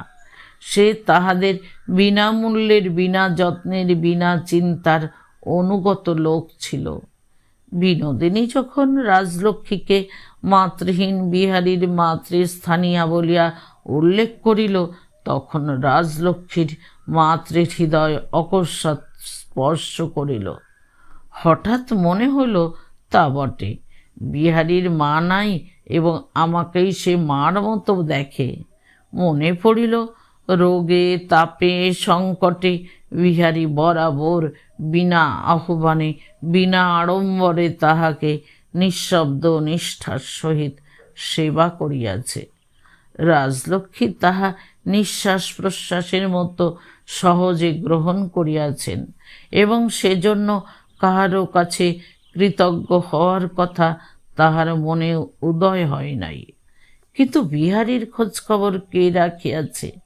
যখন অন্নপূর্ণা ছিলেন তিনি রাখিতেন বটে, রাজলক্ষ্মী ভাবিতেন বিহারীকে বশে রাখিবার জন্য অন্নপূর্ণা স্নেহের আড়ম্বর করিতেছেন। রাজলক্ষ্মী আজ নিঃশ্বাস ফেলিয়া কহিলেন, বিহারী আমার আপন ছেলের মতোই বটে।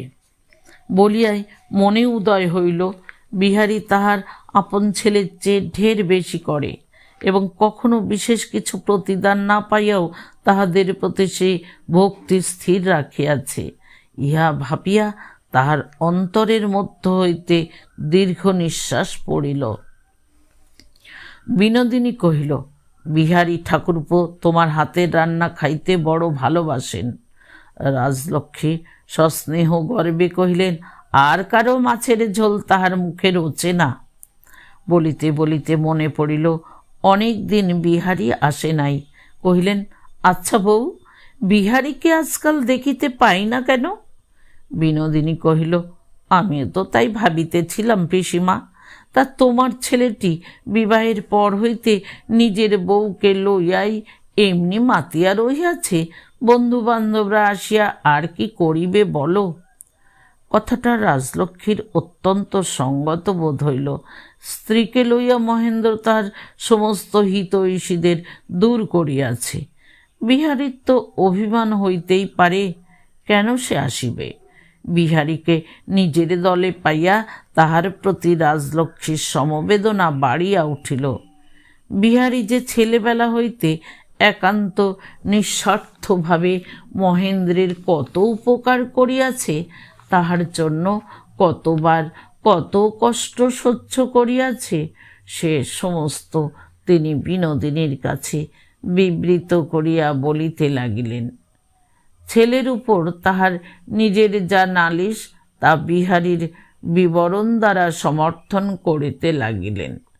দুদিন বউকে পাইয়া মহেন্দ্র যদি তাহার চিরকালের বন্ধুকে এমন অনাদর করে, তবে সংসারে ন্যায় ধর্ম আর রহিল কোথায়? বিনোদিনী কহিল, কাল রবিবার আছে, তুমি বিহারী ঠাকুরপোকে নিমন্ত্রণ করিয়া খাওয়াও, তিনি খুশি হইবেন।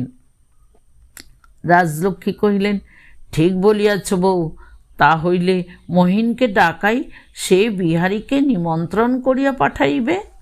বিনোদিনী, না পিসিমা, তুমি নিজে নিমন্ত্রণ করো। রাজলক্ষ্মী, আমি কি তোমাদের মতো লিখিতে পড়িতে জানি? তা হোক বিনোদিনী, তোমার হইয়া না হয় আমি লিখিয়া দিতেছি। বিনোদিনী রাজলক্ষ্মীর নাম দিয়া নিজেই নিমন্ত্রণ চিঠি লিখিয়া পাঠাইল। রবিবার দিন মহেন্দ্রের অত্যন্ত আগ্রহের দিন। পূর্বরাত্রি হইতেই তাহার কল্পনা উদ্দাম হইয়া থাকে। যদিও এ পর্যন্ত তাহার কল্পনার অনুরূপ কিছুই হয় নাই, তবু রবিবারের ভোরের আলো তাহার চক্ষে মধুবর্ষণ করিতে লাগিল। জাগ্রত নগরীর সমস্ত কোলাহল তাহার কানে অপরূপ সঙ্গীতের মতো আসিয়া প্রবেশ করিল। কিন্তু ব্যাপারখানা কি? মহারাজ কোনো ব্রত আছে নাকি? অন্য দিনের মতো বিনোদিনীর প্রতি গৃহকর্মের ভার দিয়া তিনি তো বিশ্রাম করিতেছেন না, আজ তিনি নিজেই ব্যস্ত হইয়া বেড়াইতেছেন। এই হাঙ্গেমে 10টা বাজিয়া গেল। ইতিমধ্যে মহেন্দ্র কোনো ছুতায় বিনোদিনীর সঙ্গে এক মুহূর্ত বিরলে দেখা করিতে পারিল না। বই পড়িতে চেষ্টা করিল, পড়ায় কিছুতেই মন বসিল না। খবরের কাগজের একটা অনাবশ্যক বিজ্ঞাপনে 15 মিনিট দৃষ্টি আবদ্ধ হইয়া রহিল, আর থাকিতে পারিল না। নিচে গিয়া দেখিল মা তাহার ঘরের বারান্দায় একটা তোলা উনানে রাঁধিতেছেন এবং বিনোদিনী কটি দেশে দৃঢ় করিয়া আঁচল জড়াইয়া যোগান দিতে ব্যস্ত। মহেন্দ্র জিজ্ঞাসা করিল, আজ তোমাদের ব্যাপারটা কি, এত ধুমধাম যে? রাজলক্ষ্মী কহিলেন, বউ তোমাকে বলে নাই আজ যে বিহারীকে নিমন্ত্রণ করিয়াছি? বিহারীকে নিমন্ত্রণ? মহেন্দ্রের সর্বশরীর জ্বলিয়া উঠিল। তৎক্ষণাৎ কহিল, কিন্তু মা, আমি তো থাকিতে পারিব না। রাজলক্ষ্মী, কেন? মহেন্দ্র, আমার যে বাহিরে যাইতে হইবে। খাওয়া দাওয়া করিয়া যাস, বেশি দেরি হইবে না। আমার যে বাহিরে নিমন্ত্রণ আছে। বিনোদিনী মুহূর্তের জন্য মহেন্দ্রের মুখে কটাক্ষপাত করিয়া কহিল, যদি নিমন্ত্রণ থাকে তাহলে উনি চান না পিসিমা, না হয় আজ বিহারী ঠাকুরপো একলাই খাইবেন। কিন্তু নিজের হাতের যত্নের রান্না মহিনকে খাওয়াইতে পারিবেন না, ইহা রাজলক্ষ্মী সহিবে কেন? তিনি যতই পীড়াপিড়ি করিতে লাগিলেন, মহিন ততই বাকিয়া দাঁড়াইল। অত্যন্ত জরুরি নিমন্ত্রণ, কিছুতেই কাটাইবার জো নাই। বিহারীকে নিমন্ত্রণ করিবার পূর্বে আমার সহিত পরামর্শ করা উচিত ছিল, ইত্যাদি। রাগ করিয়া মহেন্দ্র এই রূপে মাকে শাস্তি দিবার ব্যবস্থা করিল। রাজলক্ষ্মীর সমস্ত উৎসাহ চলিয়া গেল। তাহার ইচ্ছা হইল রান্না ফেলিয়া তিনি চলিয়া যান। বিনোদিনী কহিল, পিসিমা, তুমি কিছু ভাবিও না। ঠাকুরপো মুখে আস্ফালন করিতেছেন, কিন্তু আজ উহার বাহিরে নিমন্ত্রণে যাওয়া হইতেছে না। রাজলক্ষ্মী মাথা নাড়িয়া কহিলেন, না বাছা, তুমি মহিনকে জানো না, ও যা একবার ধরে তা কিছুতেই ছাড়ে না। কিন্তু বিনোদিনী মহেন্দ্রকে রাজলক্ষ্মীর চেয়ে কম জানে না, তাহাই প্রমাণ হইল। মহেন্দ্র বুঝিয়াছিল বিহারীকে বিনোদিনী নিমন্ত্রণ করাইয়াছে। ইহাতে তাহার হৃদয় ঈর্ষায় যতই পীড়িত হইতে লাগিল, ততই তাহার পক্ষে দূরে যাওয়া কঠিন হইল। বিহারী কি করে, বিনোদিনী কি করে, তাহা না দেখিয়া সে বাঁচিবে কি করিয়া? দেখিয়া জ্বলিতে হইবে, কিন্তু দেখাও চাই। বিহারী আজ অনেক দিন পরে নিমন্ত্রিত আত্মীয়ভাবে মহেন্দ্রের অন্তঃপুরে প্রবেশ করিল। বাল্যকাল হইতে যে ঘর তাহার পরিচিত এবং যেখানে সে ঘরের ছেলের মতো অবারিতভাবে প্রবেশ করিয়া দৌরাত্ম্য করিয়াছে, তাহার দ্বারের কাছে আসিয়া মুহূর্তের জন্য সে থমকিয়া দাঁড়াইল। একটা অশ্রু তরঙ্গ পলকের মধ্যে উচ্ছ্বসিত হইয়া উঠিবার জন্য তাহার বক্ষ কবাটে আঘাত করিল। সেই আঘাত সংবরণ করিয়া লইয়া সে স্মিত হাস্যে ঘরে প্রবেশ করিয়া সদ্য স্নাতা রাজলক্ষ্মীকে প্রণাম করিয়া তাহার পায়ের ধুলা লইল। বিহারী যখন সর্বদা যাতায়াত করিত, তখন এরূপ অভিবাদন তাহাদের প্রথা ছিল না। আজ যেন সে বহুদূর প্রবাস হইতে পুনর্বার ঘরে ফিরিয়া আসিল। বিহারী প্রণাম করিয়া উঠিবার সময় রাজলক্ষ্মী সস্নেহে তাহার মাথায় হস্তস্পর্শ করিলেন। রাজলক্ষ্মী আজ নিগূঢ় সহানুভূতিবশত বিহারীর প্রতি পূর্বের চেয়ে অনেক বেশি আদর ও স্নেহ প্রকাশ করিলেন। কহিলেন, ও বিহারী, তুই এতদিন আসিস নাই কেন? আমি রোজ মনে করিতাম আজ নিশ্চয় বিহারী আসিবে, কিন্তু তোর আর দেখা নাই। বিহারী হাসিয়া কহিল, রোজ আসিলে তো তোমার বিহারীকে রোজ মনে করিতে না মা। মহিন্দা কোথায়? রাজলক্ষ্মী বিমর্ষ হইয়া কহিলেন, মহিনের আজ কোথায় নিমন্ত্রণ আছে, সে আজ কিছুতেই থাকিতে পারিল না। শুনিবা মাত্র বিহারীর মনটা বিকল হইয়া গেল। আশৈশব প্রণয়ের শেষ এই পরিণাম। একটা দীর্ঘ নিঃশ্বাস ফেলিয়া মন হইতে সমস্ত বিষাদ বাষ্প উপস্থিত মতো তাড়াইয়া দিবার চেষ্টা করিয়া বিহারী জিজ্ঞাসা করিল, আজ কি রান্না হইয়াছে শুনি? বলিয়া তাহার নিজের প্রিয় ব্যঞ্জনগুলির কথা জিজ্ঞাসা করিতে লাগিল। রাজলক্ষ্মীর রন্ধনের দিন বিহারী কিছু অতিরিক্ত আড়ম্বর করিয়া নিজেকে লুব্ধ বলিয়া পরিচয় দিত। আহার লোলুপতা দেখাইয়া বিহারী মাতৃহৃদয় শালিনী রাজলক্ষ্মীর স্নেহ কাড়িয়া লইত। আজও তাহার স্বরচিত ব্যঞ্জন সম্বন্ধে বিহারীর অতিমাত্রায় কৌতূহল দেখিয়া রাজলক্ষ্মী হাসিতে হাসিতে তাহার লোভাতুর অতিথিকে আশ্বাস দিলেন। এমন সময় মহেন্দ্র আসিয়া বিহারীকে শুষ্কস্বরে দস্তুর মতো জিজ্ঞাসা করিল, কি বিহারী, কেমন আছো? রাজলক্ষ্মী কহিলেন, কই মহিন, তুই তো নিমন্ত্রণে গেলি না। মহেন্দ্র লজ্জা ঢাকিতে চেষ্টা করিয়া কহিল, না, সেটা কাটাইয়া দেওয়া গেছে। স্নান করিয়া আসিয়া বিনোদিনী যখন দেখা দিল, তখন বিহারী প্রথমটা কিছুই বলিতে পারিল না। বিনোদিনী ও মহেন্দ্রের যে দৃশ্য সে দেখিয়াছিল তাহা তাহার মনে মুদ্রিত ছিল। বিনোদিনী বিহারীর অনতি দূরে আসিয়া মৃদুস্বরে কহিল, কি ঠাকুরপো, একেবারে চিনিতেই পারো না নাকি? বিহারী কহিল, সকলকেই কি চেনা যায়? বিনোদিনী কহিল, একটু বিবেচনা থাকিলেই যায় বলিয়া খবর দিল, পিসিমা, খাবার প্রস্তুত হইয়াছে। মহেন্দ্র বিহারী খাইতে বসিল। রাজলক্ষ্মী অদূরে বসিয়া দেখিতে লাগিলেন এবং বিনোদিনী পরিবেশন করিতে লাগিল। মহেন্দ্রের খাওয়ায় মনোযোগ ছিল না, সে কেবল পরিবেশনে পক্ষপাত লক্ষ্য করিতে লাগিল। মহেন্দ্রের মনে হইল, বিহারীকে পরিবেশন করিয়া বিনোদিনী যেন একটা বিশেষ সুখ পাইতেছে। বিহারীর পাতেই যে বিশেষ করিয়া মাছের মুড়া ও দধির স্বর পড়িল, তাহার উত্তম কৈফিয়ত ছিল মহেন্দ্রের ঘরের ছেলে। মহেন্দ্র ঘরের ছেলে, বিহারী নিমন্ত্রিত, কিন্তু মুখ ফুটিয়া নালিশ করিবার ভালো হেতুবাদ ছিল না বলিয়াই মহেন্দ্র আরও বেশি করিয়া জ্বলিতে লাগিল। অসময়ে বিশেষ সন্ধানে তপসি মাছ পাওয়া গিয়াছিল, তাহার মধ্যে একটি ডিমওয়ালা ছিল। সেই মাছটি বিনোদিনী বিহারীর পাতে দিতে গেলে বিহারী কহিল, না না, মহিন্দাকে দাও, মহিন্দা ভালোবাসে। মহেন্দ্র তীব্র অভিমানে বলিয়া উঠিল, না না, আমি চাই না।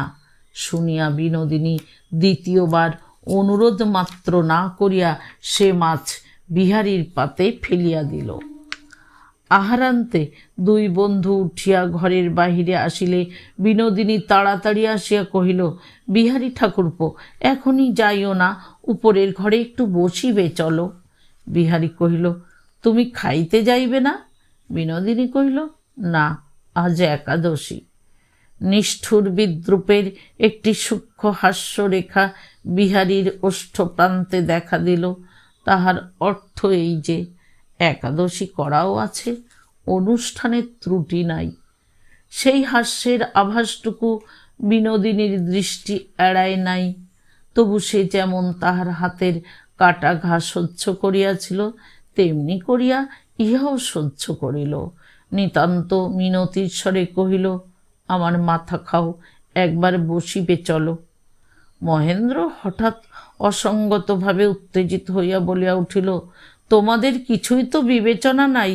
কাজ থাক, কর্ম থাক, ইচ্ছা থাক বা না থাক, তবু বসিতেই হইবে।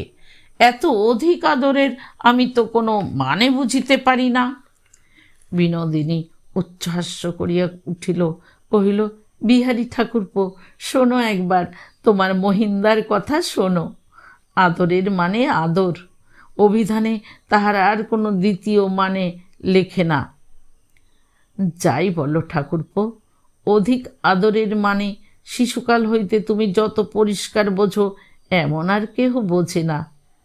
বিহারী কহিল, মহিন্দা, একটা কথা আছে, একবার শুনিয়া যাও। বলিয়া বিহারী বিনোদিনীকে কোনো বিদায় সম্ভাষণ না করিয়া মহেন্দ্রকে লইয়া বাহিরে গেল। বিনোদিনী বারান্দায় রেলিং ধরিয়া চুপ করিয়া দাঁড়াইয়া শূন্য উঠানের শূন্যতার দিকে তাকাইয়া রহিল। বিহারী বাহিরে আসিয়া কহিল, মহিন্দা, আমি জানিতে চাই, এইখানে কি আমাদের বন্ধুত্ব শেষ হইল?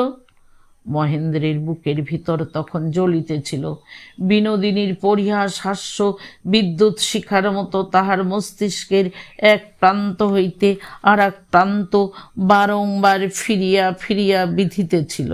সে কহিল, মিটমাট হইলে তোমার তাহাতে বিশেষ সুবিধা হইতে পারে, কিন্তু আমার কাছে তাহা প্রার্থনীয় বোধ হয় না। আমার সংসারের মধ্যে আমি বাহিরের লোক ঢুকাইতে চাই না, অন্তঃপুরকে আমি অন্তঃপুর রাখিতে চাই। বিহারী কিছু না বলিয়া চলিয়া গেল।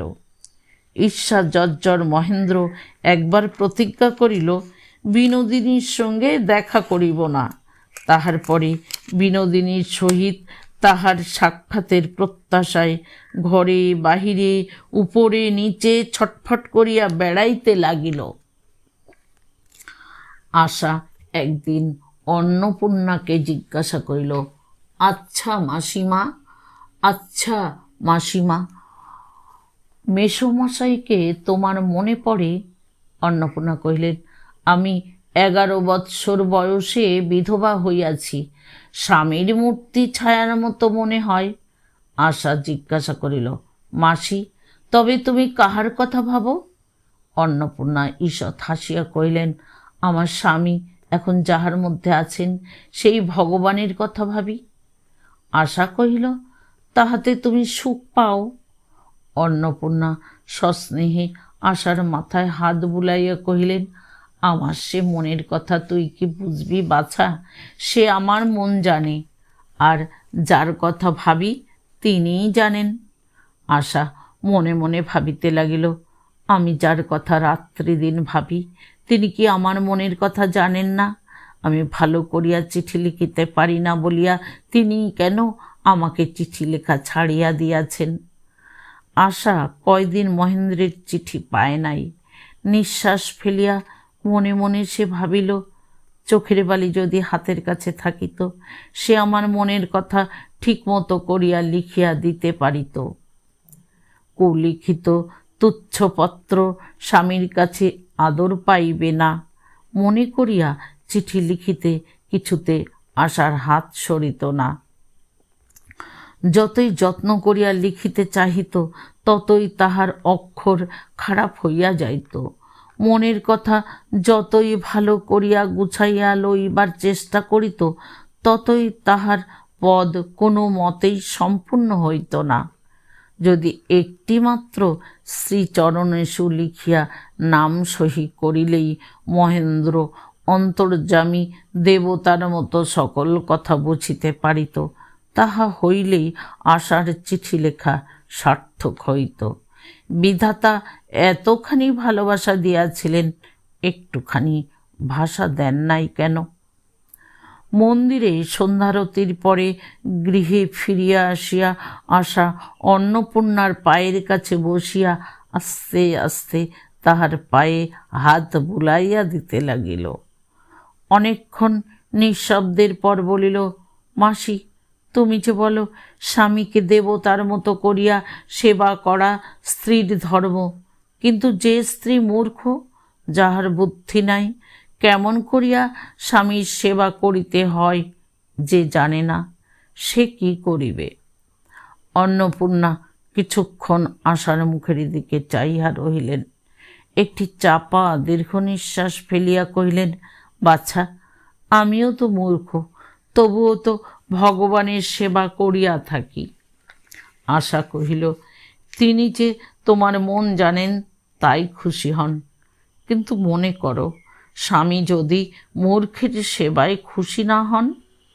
অন্নপূর্ণা কহিলেন, সকলকে খুশি করিবার শক্তি সকলের থাকে না বাছা। স্ত্রী যদি আন্তরিক শ্রদ্ধা ভক্তি যত্নের সঙ্গে স্বামীর সেবা ও সংসারের কাজ করে, তবে স্বামী তাহা তুচ্ছ করিয়া ফেলিয়া দিলেও স্বয়ং জগদীশ্বর তাহা কুড়াইয়া লন।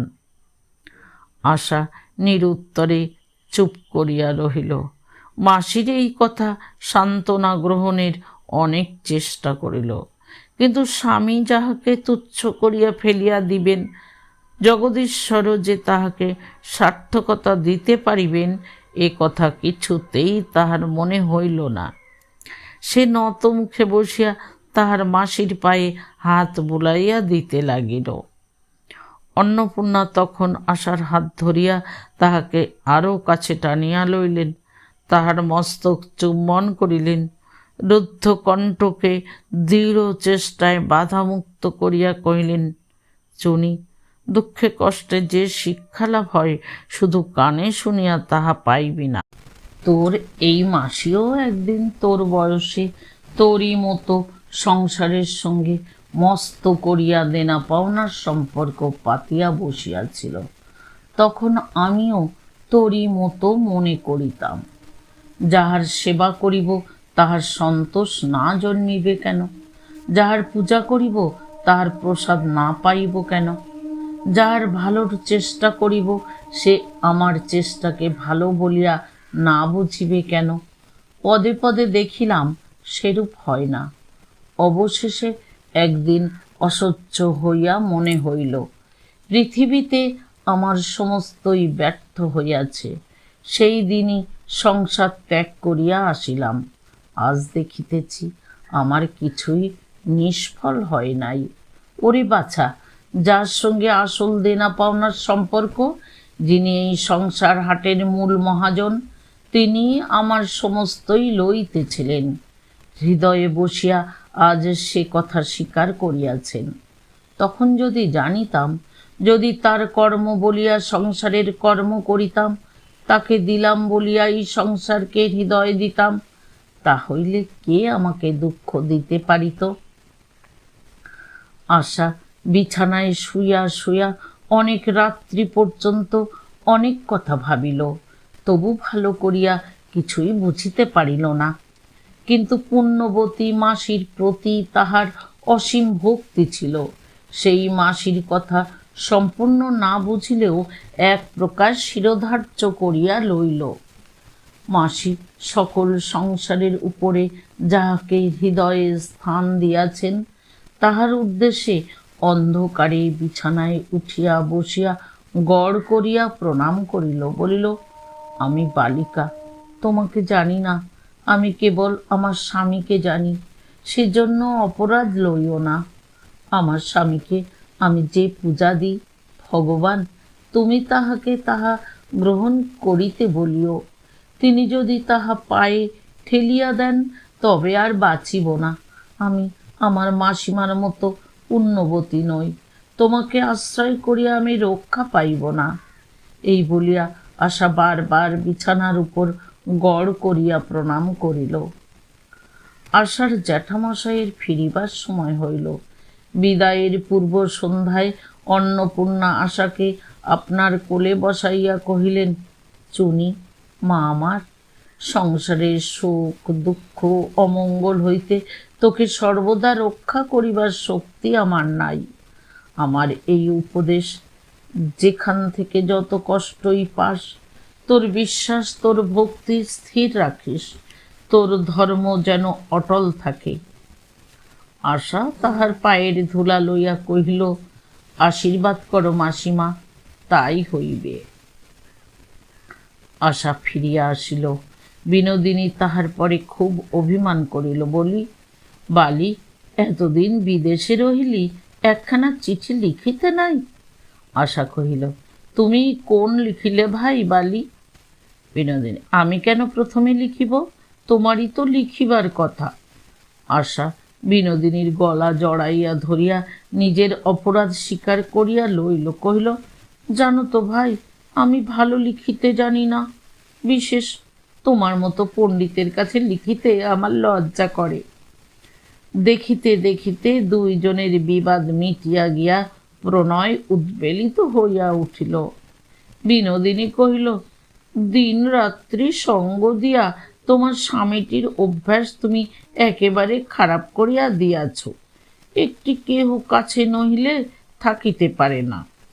আশা, সেই জন্যই তো তোমার উপরে ভার দিয়া গিয়াছিলাম। কেমন করিয়া সঙ্গ দিতে হয় আমার চেয়ে তুমি ভালো জানো।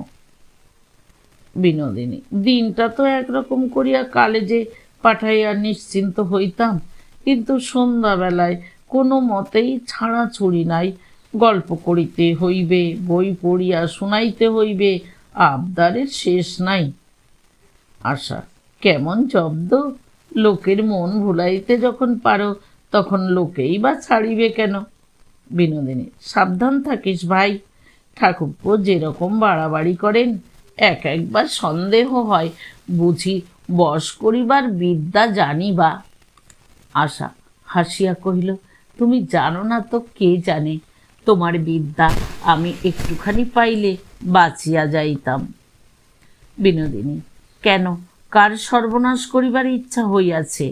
ঘরে যেটি আছে সেইটিকে রক্ষা কর, পরকে ভোলাইবার চেষ্টা করিস নে ভাই বালি, বড় ল্যাঠা। আশা বিনোদিনীকে হস্ত দ্বারা তর্জন করিয়া বলিল, আহ, কি বকিস, তার ঠিক নেই।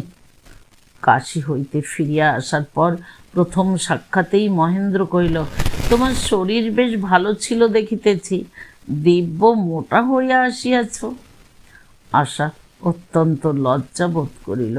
কোনো মতেই তাহার শরীর ভালো থাকা উচিত ছিল না, কিন্তু মূঢ় আশার কিছুই ঠিক মতো চলে না। তাহার মন যখন এত খারাপ ছিল, তখনও তাহার পোড়া শরীর মোটা হইয়া উঠিয়াছিল। একে তো মনের ভাব ব্যক্ত করিতে কথা জোটে না, তাহাতে আবার শরীরটাও উল্টা বলিতে থাকে। আশা মৃদুস্বরে জিজ্ঞাসা করিল, তুমি কেমন ছিলে? আগে হইলে মহেন্দ্র কতক ঠাট্টা কতক মনের সঙ্গে বলিত, মরিয়াছিলাম। এখন আর ঠাট্টা করিতে পারিল না, গলার কাছে আসিয়া বাঁধিয়া গেল। কহিল, বেশ ছিলাম, মন্দ ছিলাম না। আশা চাহিয়া দেখিল মহেন্দ্র পূর্বের চেয়ে যেন রোগাই হইয়াছে। তাহার মুখ পাণ্ডুবর্ণ, চোখে এক প্রকার তীব্র দীপ্তি, একটা যেন আভ্যন্তরিক ক্ষুধায় তাহাকে অগ্নি জিহ্বা দিয়া লেহন করিয়া খাইতেছে। আশা মনে মনে ব্যথা অনুভব করিয়া ভাবিল, আহা, আমার স্বামী ভালো ছিলেন না, কেন আমি উহাকে ফেলিয়া কাশী চলিয়া গেলাম। স্বামী রোগা হইলেন, অথচ নিজে মোটা হইল, ইহাতেও নিজের স্বাস্থ্যের প্রতি আশার অত্যন্ত ধিক্কার জন্মিল। মহেন্দ্র আর কি কথা তুলিবে ভাবিতে ভাবিতে খানিক বাদে জিজ্ঞাসা করিল, কাকিমা ভালো আছেন তো? সে প্রশ্নের উত্তরে কুশল সংবাদ পাইয়া তাহার আর দ্বিতীয় কথা মনে আনা দুঃসাধ্য হইল। কাছে একটা ছিন্ন পুরাতন খবরের কাগজ ছিল, সেইটে টানিয়া লইয়া মহেন্দ্র অন্যমনস্কভাবে পড়িতে লাগিল। আশা মুখ নিচু করিয়া ভাবিতে লাগিল, এতদিন পরে দেখা হইল, কিন্তু উনি আমার সঙ্গে কেন ভালো করিয়া কথা কহিলেন না, এমনকি আমার মুখের দিকেও যেন চাহিতে পারিলেন না। আমি 3-4 দিন চিঠি লিখিতে পারি নাই বলিয়া কি রাগ করিয়াছেন? আমি মাসির অনুরোধে বেশি দিন কাশীতে ছিলাম বলিয়া কি বিরক্ত হইয়াছেন? অপরাধ কোন ছিদ্র দিয়া কেমন করিয়া প্রবেশ করিল, ইহাই সে নিতান্ত ক্লিষ্ট হৃদয়ে সন্ধান করিতে লাগিল। মহেন্দ্র কালেজ হইতে ফিরিয়া আসিল। অপরাহ্নে জলপানের সময় রাজলক্ষ্মী ছিলেন। আশাও ঘোমটা দিয়া অদূরে দুয়ার ধরিয়া দাঁড়াইয়াছিল, কিন্তু আর কেহই ছিল না। রাজলক্ষ্মী উদ্বিগ্ন হইয়া জিজ্ঞাসা করিলেন, আজ কি তোর অসুখ করিয়াছে মহিন? মহেন্দ্র বিরক্তভাবে কহিল, না মা, অসুখ কেন করবে? রাজলক্ষ্মী, তবে তুই যে কিছু খাইতেছিস না? মহেন্দ্র পুনর্বার উত্তক্ত স্বরে কহিল, এই তো খাচ্ছি না তো কি? মহেন্দ্র গ্রীষ্মের সন্ধ্যায় একখানা পাতলা চাদর গায়ে ছাদের এধারে ওধারে বেড়াইতে লাগিল। মনে বড় আশা ছিল তাহাদের নিয়মিত পড়াটা আজ ক্ষান্ত থাকিবে না। আনন্দমঠ প্রায় শেষ হইয়াছে, আর গুটি 2-3 অধ্যায় বাকি আছে মাত্র। বিনোদিনী যত নিষ্ঠুর হোক, সে কয়টা অধ্যায় আজ তাহাকে নিশ্চয় শুনাইয়া যাইবে। কিন্তু সন্ধ্যা অতীত হইল, সময় উত্তীর্ণ হইয়া গেল। গুরুভার নৈরাশ্য বইয়া মহেন্দ্রকে শুইতে যাইতে হইল। সজ্জিত লজ্জান্বিত আশা ধীরে ধীরে শয়ন কক্ষে প্রবেশ করিল। দেখিল বিছানায় মহেন্দ্র শুইয়া পড়িয়াছে। তখন কেমন করিয়া অগ্রসর হইবে ভাবিয়া পাইল না। বিচ্ছেদের পর কিছুক্ষণ একটা নূতন লজ্জা আসে। যেখানটিতে ছাড়িয়া যাওয়া যায় ঠিক সেইখানটিতে মিলিবার পূর্বে পরস্পর পরস্পরের নিকট হইতে নূতন সম্ভাষণের প্রত্যাশা করে। আশা তাহার সেই চিরপরিচিত আনন্দ শয্যাটিতে আজ অনাহত কেমন করিয়া প্রবেশ করিবে? দ্বারের কাছে অনেকক্ষণ দাঁড়াইয়া রহিল। মহেন্দ্রের কোনো সাড়া পাইল না। অত্যন্ত ধীরে ধীরে এক পা করিয়া অগ্রসর হইতে লাগিল। যদি অসতর্কে দৈবাৎ কোনো গহনা বাজিয়া উঠে তো সে লজ্জায় মরিয়া যায়। কম্পিত হৃদয়ে আশা মশারির কাছে আসিয়া অনুভব করিল মহেন্দ্র ঘুমাইতেছে। তখন তাহার নিজের সাজসজ্জা তাহাকে সর্বাঙ্গে বেষ্টন করিয়া পরিহাস করিতে লাগিল। ইচ্ছা হইল বিদ্যুৎ বেগে এ ঘর হইতে বাহির হইয়া অন্য কোথাও গিয়া শোয়। আশা যথাসাধ্য নিঃশব্দে সংকুচিত হইয়া খাটের উপরে গিয়া উঠিল। তবু তাহাতে এতটুকু শব্দ ও নড়াচড়া হইল যে মহেন্দ্র যদি সত্যই ঘুমাইত তাহা হইলে জাগিয়া উঠিত। কিন্তু আজ তাহার চক্ষু খুলিল না, কেননা মহেন্দ্র ঘুমাইতেছিল না। মহেন্দ্র খাটের অপর প্রান্তে পাশ ফিরিয়া শুইয়াছিল। সুতরাং আশা তাহার পশ্চাতে শুইয়া রহিল। আশা যে নিঃশব্দে অশ্রুপাত করিতেছিল তাহা পিছন ফিরিয়াও মহেন্দ্র স্পষ্ট বুঝিতে পারিতেছিল। নিজের নিষ্ঠুরতায় তাহার হৃৎপিণ্ডটাকে যেন যাতার মতো পেষণ করিয়া ব্যথা দিতেছিল। কিন্তু কি কথা বলিবে, কেমন করিয়া আদর করিবে, মহেন্দ্র তাহা কোনো মতেই ভাবিয়া পাইল না। মনে মনে নিজেকে সুতীব্র কষাঘাত করিতে লাগিল। তাহাতে আঘাত পাইল, কিন্তু উপায় পাইল না। ভাবিল প্রাতকালে তো ঘুমের ভান করা যাইবে না, তখন মুখোমুখি হইলে আশাকে কি কথা বলিব। আশা নিজেই মহেন্দ্রের সে সংকট দূর করিয়া দিল।